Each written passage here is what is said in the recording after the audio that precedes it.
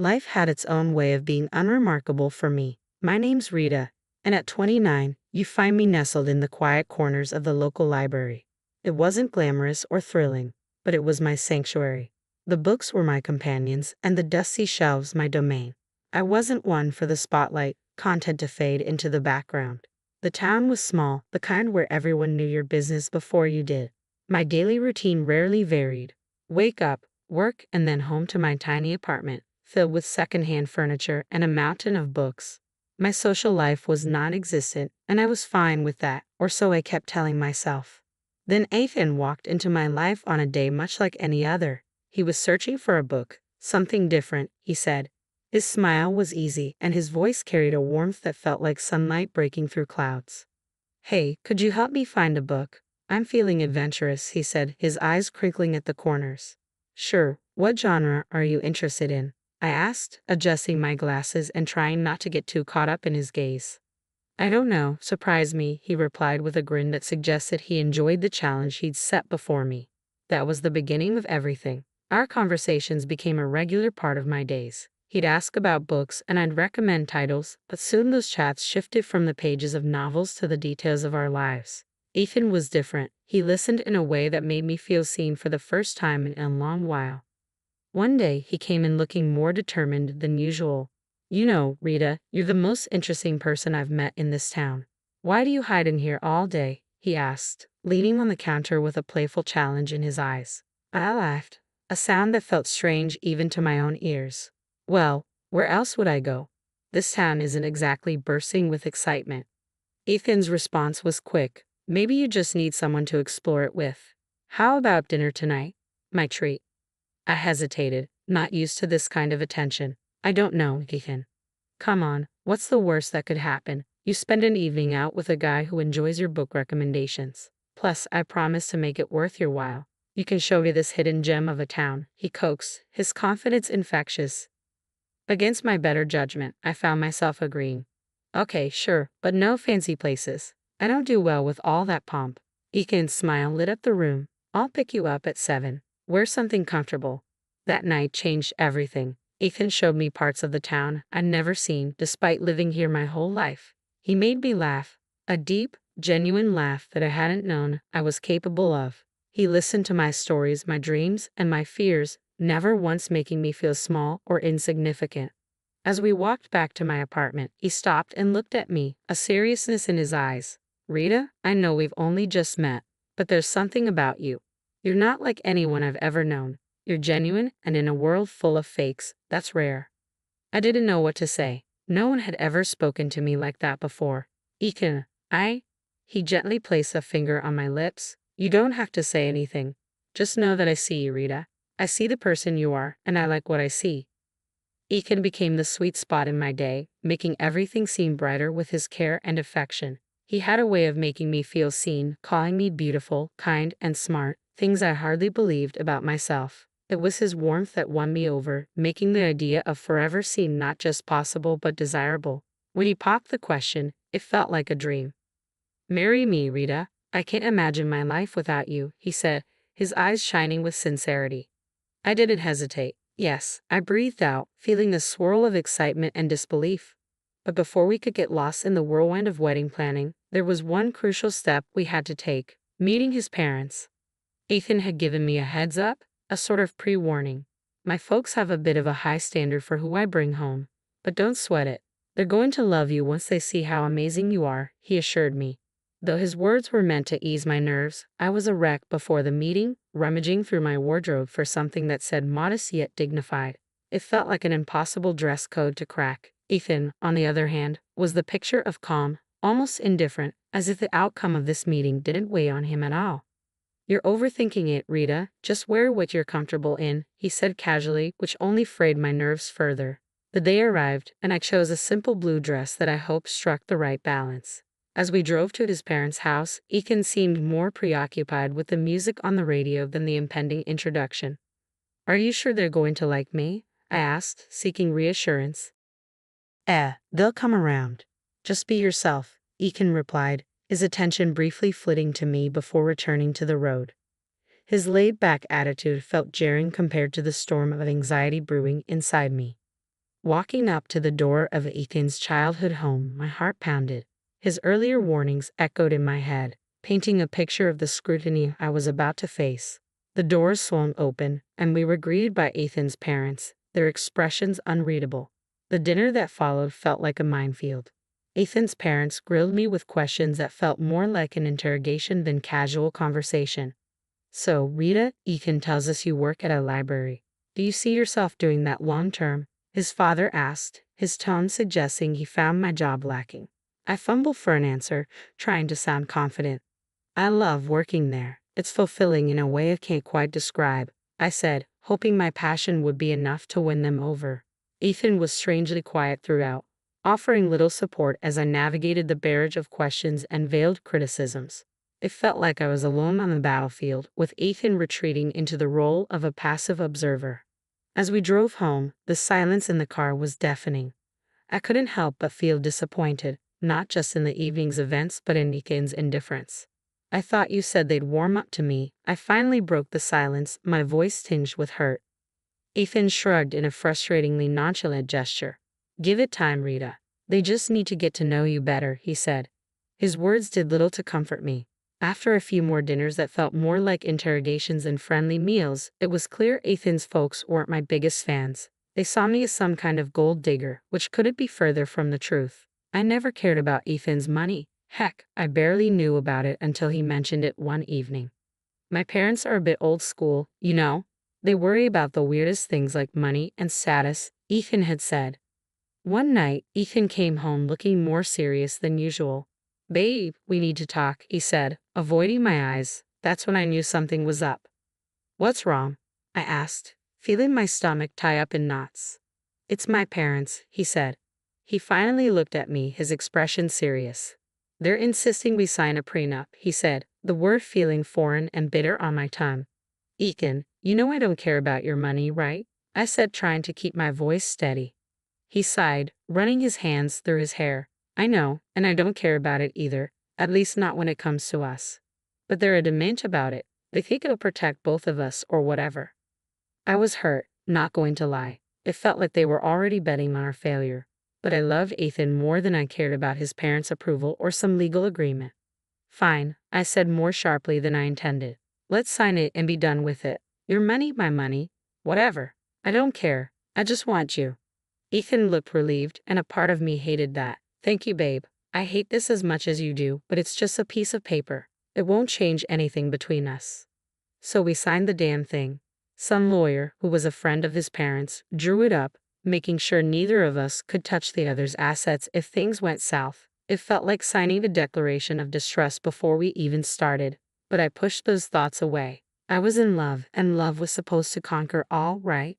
Our wedding was nothing grand, just the way I wanted it. A few close friends, an intimate ceremony, and the promise of forever. I moved into Ethan's place shortly after. It was a nice house, nothing too fancy, but it felt miles away from my old apartment.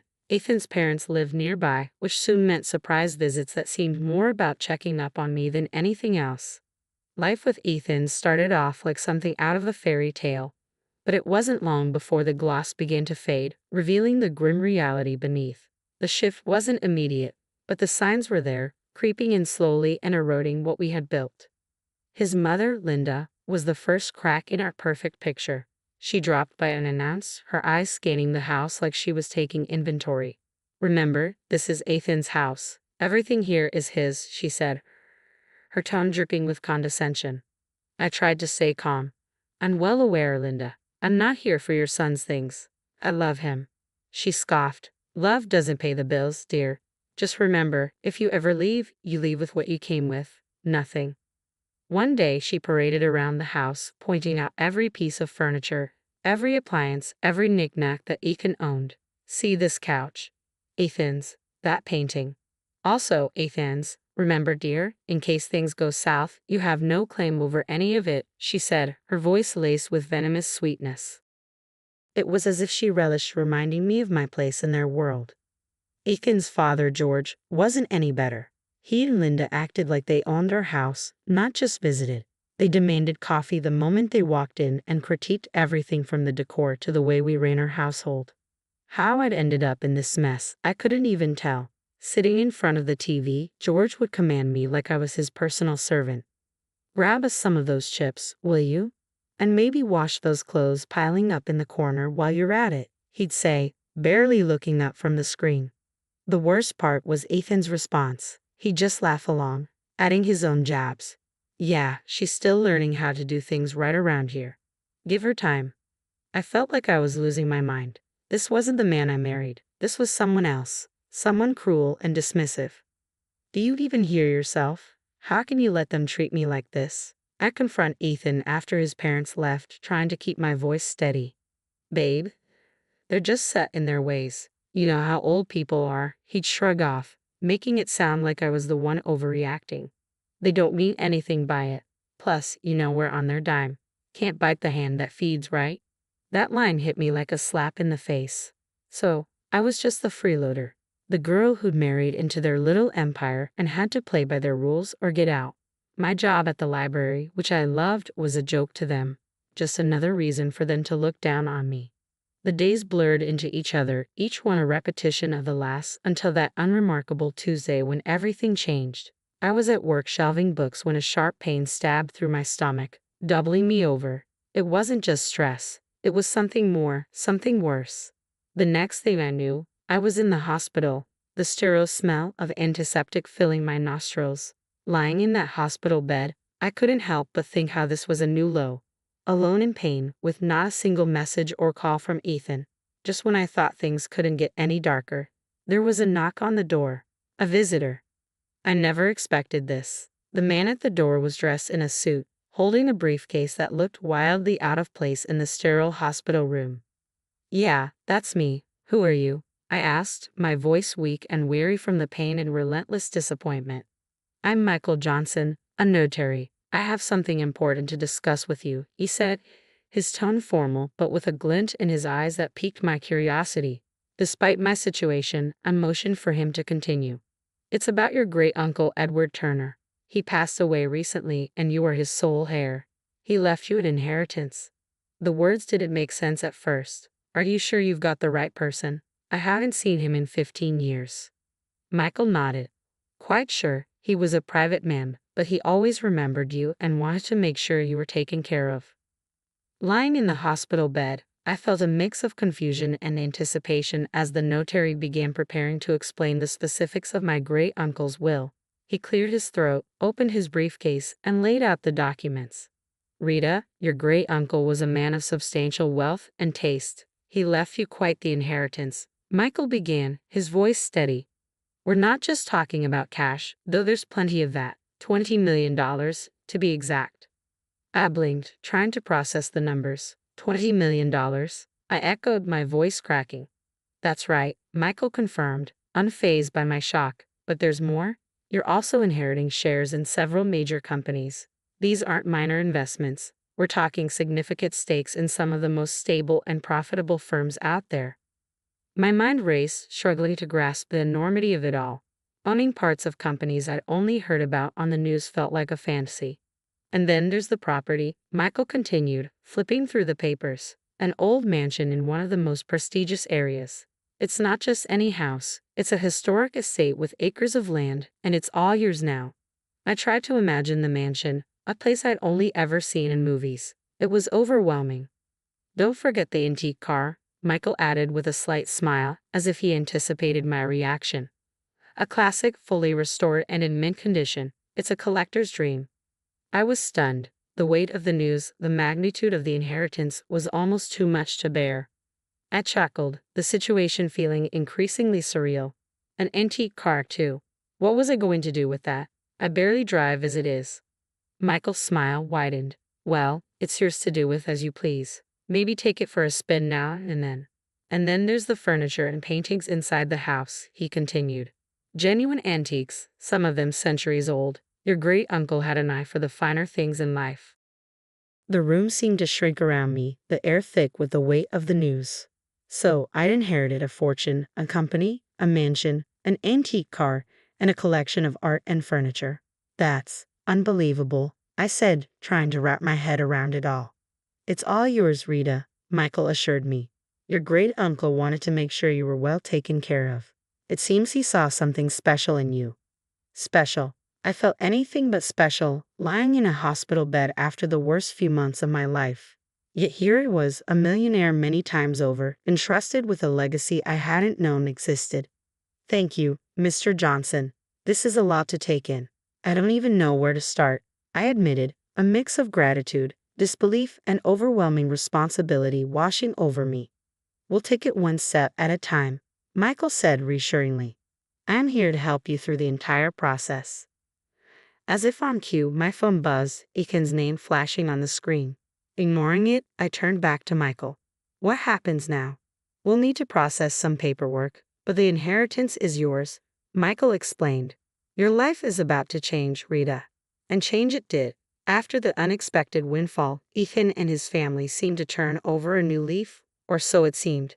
Their daily visits to the hospital felt like scenes from a sappy movie. Ethan, who hadn't been bothered to check on me before, now hovered constantly, adjusting my blanket with a concerned frown. How are you feeling today, love? He'd ask, his voice dripping with a sweetness that didn't quite reach his eyes. Linda, his mother, was even more theatrical, if that was possible. Darling, she cooed. I'm going to cook your favorite lasagna when you get home, Linda said, her smile wide but lacking warmth. It was all too sudden, too much. I played along, offering a weak smile and thanking them for their care, but suspicion gnawed at me, urging me to look beyond their facade. One day, I gathered the strength to follow them after their routine visit. My heart pounded with every step as I slipped out of bed and hid behind a corner, listening as their true selves unfolded. Without an audience, their laughter was harsh and jeering. Can you believe how easy it is? Ethan's voice was dripping with disdain. She's so clueless, just eating right out of our hands. Linda's voice was sharp as she outlined their plan. Make sure she has a baby with you, Ethan. Once she's tied to us with a child, she won't ever be able to leave. We'll have a real hold on her and her fortune. Their cruel, calculating words didn't shock me. Disappointment filled me, yes, but I wasn't surprised.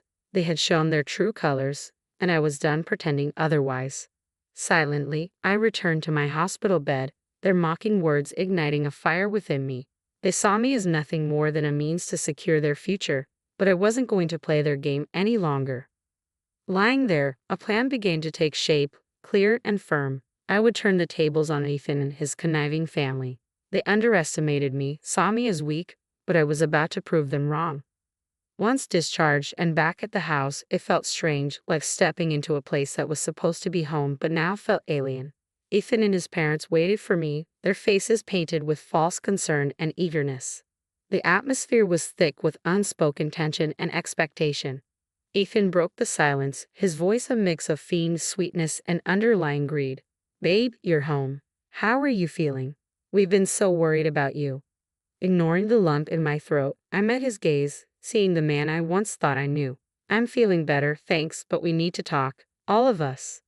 Linda, ever the actress, stepped forward with her hands clasped as if in prayer. Of course, dear. We're here for you, whatever you need. It was now or never. I took a deep breath and laid out my cards. I'm filing for divorce, Ethan, and before you ask, no, you won't see a dime of my inheritance. The room fell into a stunned silence, the air sucked out as if by a vacuum. Ethan's face went pale, his mask slipping to reveal his panic. Divorce? But why? I thought we were happy.